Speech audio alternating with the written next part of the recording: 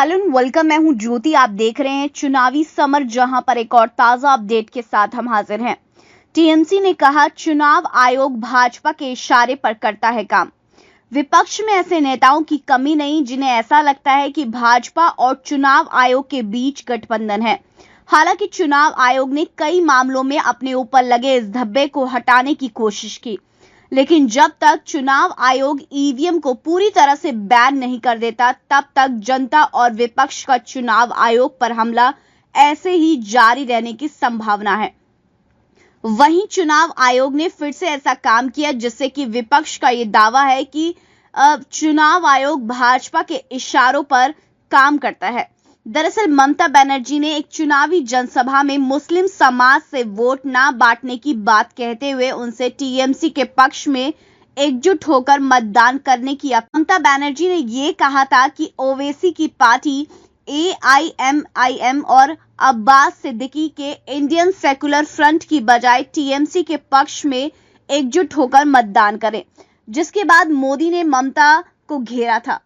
मोदी ने बंगाल की एक रैली में यह कहा था कि अगर हम हिंदू वोटरों से एकजुट होने की बात कह देते तो चुनाव आयोग के कई सारे नोटिस आ जाते। मीडिया में मोदी की इस टिप्पणी को खूब ज्यादा उछाला गया।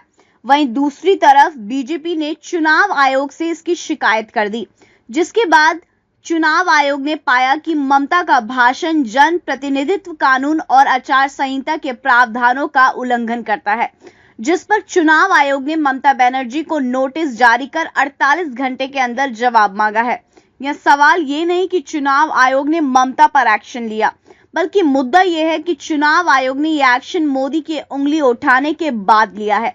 ऐसे में टीएमसी के कुछ नेताओं का यह कहना है कि चुनाव आयोग अब भाजपा के इशारों पर काम करता है। पार्टी ने यह कहा कि जैसे ही मोदी ने चुनाव आयोग के सामने यह मुद्दा उठाया, वैसे ही आयोग ने ममता दीदी को कारण बताओ नोटिस जारी कर दिया। तृणमूल कांग्रेस ने कहा कि चुनाव आयोग भी भगवा रंग में रंग गया है, तभी टीएमसी को हराने के उद्देश्य से राज्य में इतने ज्यादा चरणों में मतदान हो रहा है।